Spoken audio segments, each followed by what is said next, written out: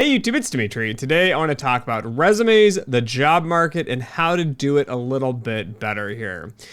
So this came as a question from a good subscriber here, someone who's been connected with me on LinkedIn for quite some time.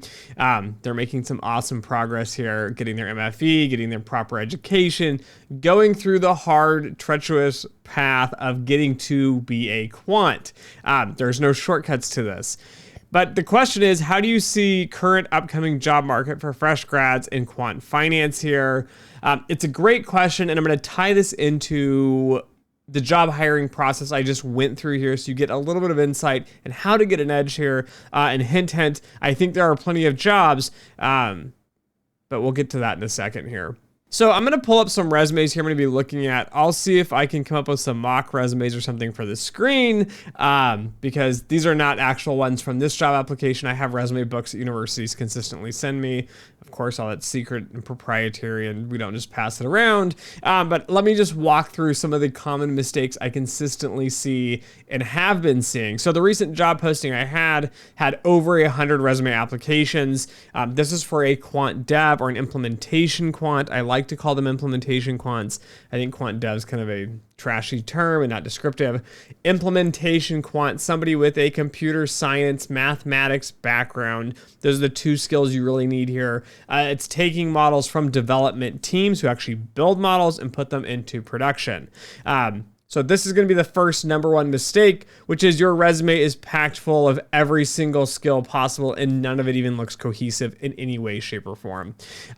So let's pull up a little bit of a resume here and look at this. I've seen resumes and it'll have things, for example, I'm looking at this one. It has C++, Python, MATLAB, R, C, SQL, PHP, JavaScript, Swift, C Sharp, HTML, CSS, and Angular JS.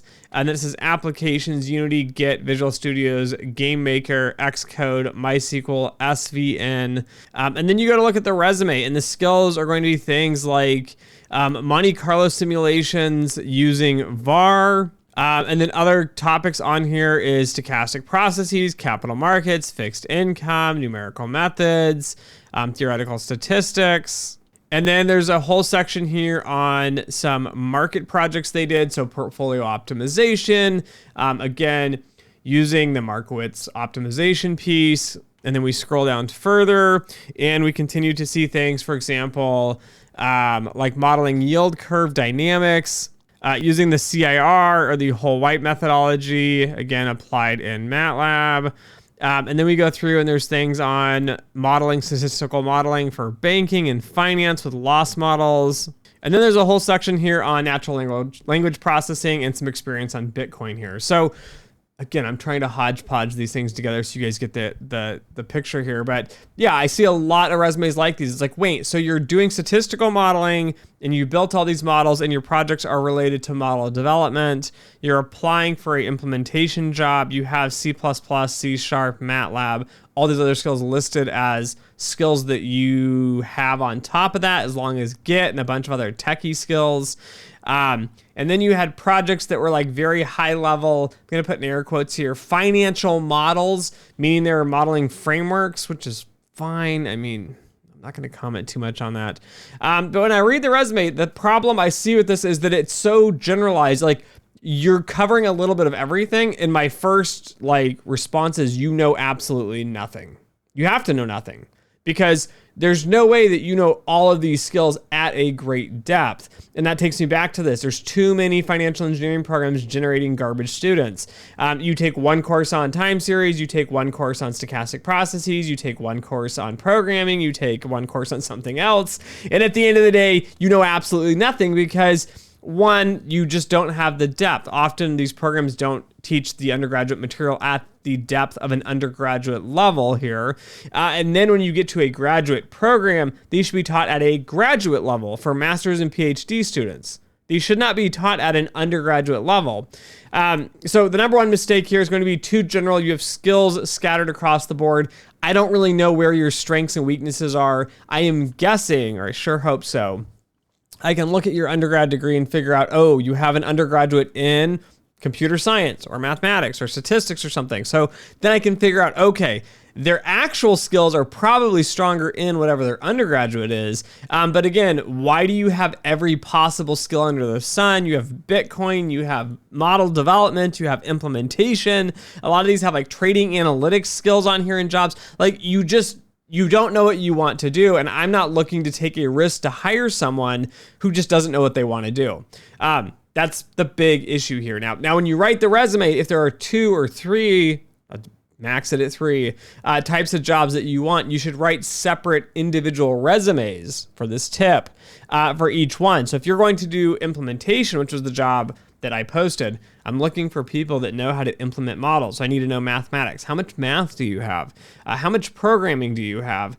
How do you do optimization with this? How do you bring all this thing together? Issues that could arise during the implementation process. Like I want to see that you know the implementation piece, which is going to be mainly computer science, like parallel processing, working with servers, reasons why you would choose one language over another language, because perhaps it was written or developed in one language, and then it makes no sense to actually implement it in that language. So you would change the languaging for that.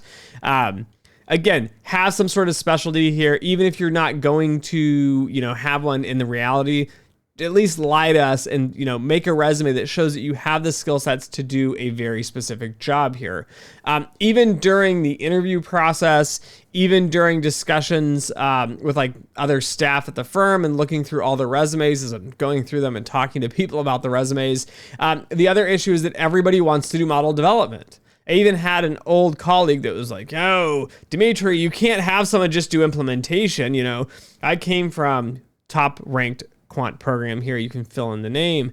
And we're better than everybody. We're great. We're wonderful. No, you're coding. You're just coding people. Like go back and do coding. Implementation is a coding and math job here. You're not to be doing model development. I don't work in high frequency trading. We have to specialize. So again, I think this is where a lot of students are shooting themselves in the foot. You're taking advice from people like this old colleague of mine who has not really progressed through a career at all. It's been stagnant for almost probably a decade as I've seen him just like drive flat. The issue is you need to have a very specialized set of skills here. The market is going to eat you alive. There's way too much competition out there right now, which can be seen by the fact that every time I post a job posting, I get over 100 resumes guaranteed with minimal effort on my end. So it is very competitive here. Make sure your resume is going to be very focused. Now, the second point is going to be stop filling your resume with what you think recruiters want and fill it with what is actually valuable or what companies are going to want here. Every single financial engineering resume from a master's in financial engineering I have seen, quantitative finance, fill in the master's name here, it has C++ listed, and magically none of you, well, not none of you, the majority of you do not have any experience listed in the resume of actually doing C++. So again, a mass failure here on the university's parts that are teaching and educating. And I can tell you this from the perspective of going to University of Michigan's original financial engineering program, which no longer exists. We were taught in a summer boot camp, MATLAB, C++, there's some other ones, R. We didn't learn Python. That wasn't a quant thing back in 2012, 2011, 2010, somewhere around there. But we learned them all in a boot camp, and then that was it. Right? You're done. You took a summer boot camp a few weeks and you were done. You guys, if you're going to list it on the resume, please find an example to nest it into the resume somewhere. Show me a project that you used it on. Tie your skills together. Make me understand that you were an amazing candidate, because I am sure, beyond a shadow of a doubt here, I threw out tons of resumes that could have been absolute amazing fits. But the issue is I don't have time to interview 100 candidates, because with a 30 to 40 minute, maybe an hour, I try to keep them short. As many of you know, interviews can be 15, 20 minutes. Sometimes I try to get in, get out, get the gist of what your resume says, what you're wanting to do. I'm not that hard to interview with. At the end of the day, though, a lot of people just didn't know what they really wanted to do. Anyways, I rant too much here, but my point being is if you're going to list it on the resume somewhere, try to bake it in below, because I can tell you, like when I was at Michigan, we didn't really learn that material that well. If the job is specific to that, list it on there. I don't care about C++ for model development jobs. If you're doing actual real model development, I want really strong math and stats people. I do not care if you can implement in C++. I don't care if you know what Git is or GitHub or any of this nonsensical tech stuff. I don't care about HTML and CSS and Swift and JavaScript. None of this matters for model development. Now, all those skills would matter on this implementation role because, again, you're going to be implementing models between model development and tech teams to be able to put all these pieces together here. The third point here is going to be make sure you put substance and results in your resume. So I saw a lot of resumes, and recently I've had a bunch of people submitting me resumes, which I'm sorry, I've been behind. I have over 100 and something messages just from, I think, March. On LinkedIn, I haven't even touched. And then I have all of April's emails. And then, yeah, we're in May here. So I'm really far behind. But my point being is when resumes come through the door, make sure you have some sort of result or some sort of conclusion to this. It doesn't need to be great. I don't know why this is, I think, from the business program. So stupid business programs here, but it always has, benefit to them on this. They have the STAR method, which is like situation, I don't know, something, action, and results here. Have a result, but it doesn't need to be great. Like the business programs are like, increase sales by 97%. Most of you are going to have absolutely no clue, even at an internship, even at a job you worked at for a year, what your actual impact is going to be. Why? Because most of us don't go around with a little pen tallying up our score on what we did. I built a model. It went to some sort of team used it, and I don't know. It didn't come back to my desk, and I was there for a year. So obviously the model worked and it was doing fine.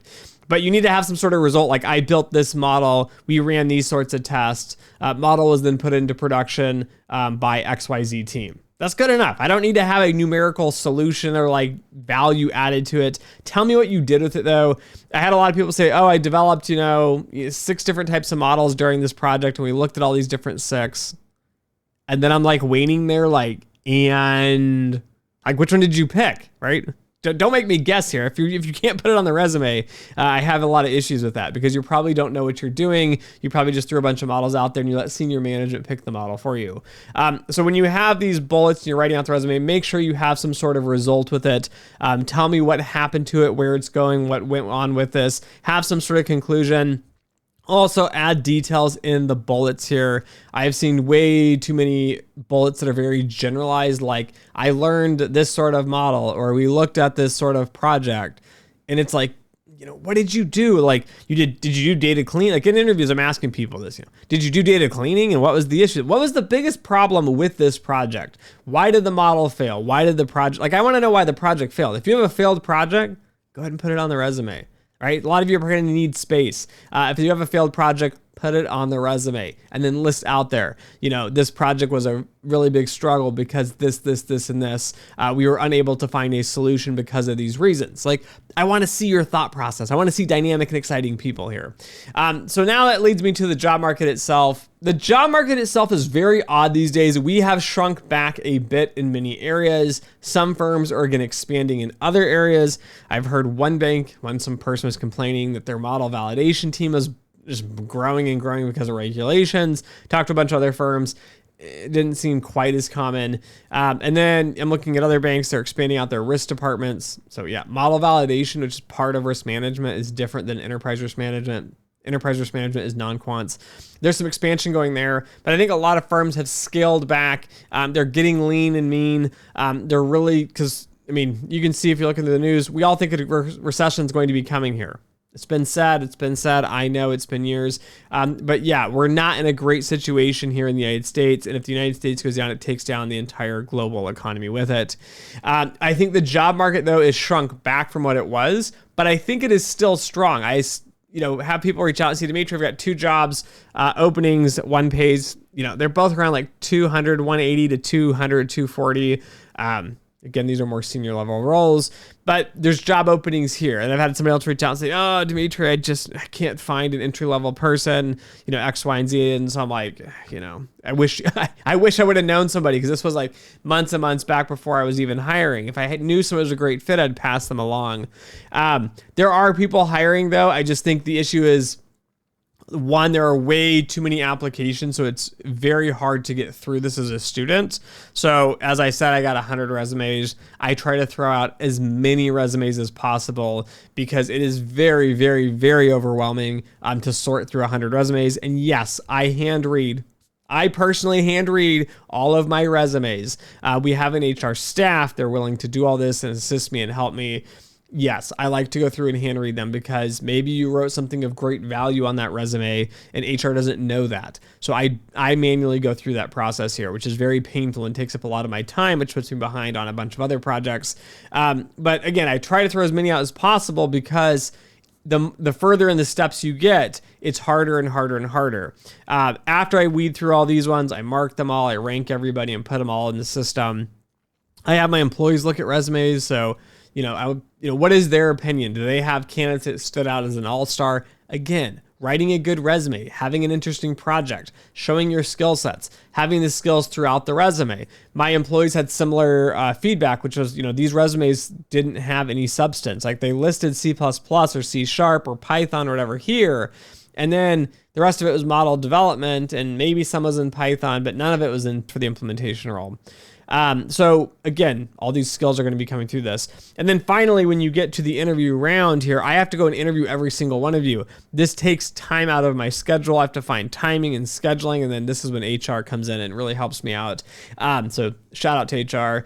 They came in and they look at my schedule and they look at, they email these candidates, say, hey, Dimitri wants to interview with you. I think I interviewed, I don't know, probably about 10 people. Somewhere like 8 to 10 people, somewhere around there. So you think about that's about, a slot. I have to book at minimum 30 minutes. I typically block an hour just in case, I don't know, an amazing candidate comes through the door and they're super interesting and they really want to sit and chat. I try to make as much time for you guys as possible, but I have to go through that. When I got to the final round, though, it was very, very competitive. The last 3 candidates, I was having a really hard time making a decision on. All 3 candidates had great pros and cons. All 3 candidates were slightly different here. So to get a perspective, there was a master's in computer science from one of the best universities in probably the world. There was, again, all top notch. Financial engineering master's, again, amazing background for them, and finally a PhD in mathematics. And so I was having a very, very hard time narrowing it down because, one was better at mathematics, one was better at programming, computer science, one was better at the applications and the whole program and putting the pieces together. So there are a lot of competition for these jobs. I don't want to downplay that. But at the same time, I think there are way too many financial engineering masters in the country right now, given the amount of jobs that are there. But if you want a job, I'm confident you can find one, but you really need to shine. You need to show your personality as well. So probably one thing they're not telling you in grad school. When I actually do interviewing, a huge portion of this is going to be your personality, okay? Your characteristics, who you are as a person. Are you excited about the math and stats and programming and quant finance? Like, that's what I'm looking for. I'm not looking for someone that's great on paper, which is why I've told people over and over, I don't care that you won a math competition. I don't care that you interned at Citadel or Two Sigmas or D.E. Shaw or any big name firm. I don't care. A lot of this is going to come down to your educational academic pursuits. It comes down to the way the resume is written. So again, of course, your education is going to play a role. What school did you go to helps me gauge how quality that education is. Again, if you worked at one of these fancy firms, sure, that could help you a little bit. But really, I'm trying to see what is the meat. What is on the resume of great value that can help me out as a manager to fill this role and do this job?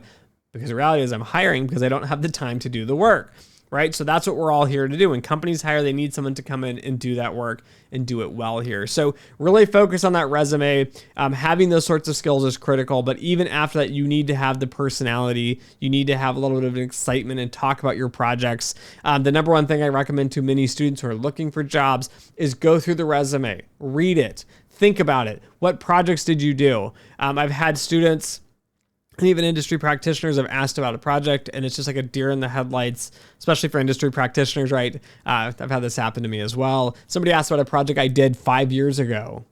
I'm like, right, I don't remember. So again, if you're going to put it on the resume, start to think about it now. Start to take some notes. I've failed interviews, so I know how this goes. Put all this information on the resume. And like little side notes. I usually mark up my resume, put notes on it. And then I think about it and I talk to myself, or I'll talk to my wife about it, or I'll talk to a friend about it. Really get the repetition of that's what's going to give you the edge here for finding a job. So I think there are plenty of jobs for those out there who are really going to put in the effort and the work. For those of you that are going to be generalists that just went and got a master's because it was the fancy, fun thing to do, and you don't eat, sleep, breathe math, stats, and computer science of some sort, some combination here, it's going to be a tough job market for you. But if you can really convey that through a resume and add value and interview well, I think there are plenty of jobs for those that are going to be qualified. Again, competition's stiff. But at the end of the day, I think if you can really put in the effort and the time and get through these, you can find some really good opportunities out there. So anyways, thanks for listening. Thanks for watching. And as always, until next time.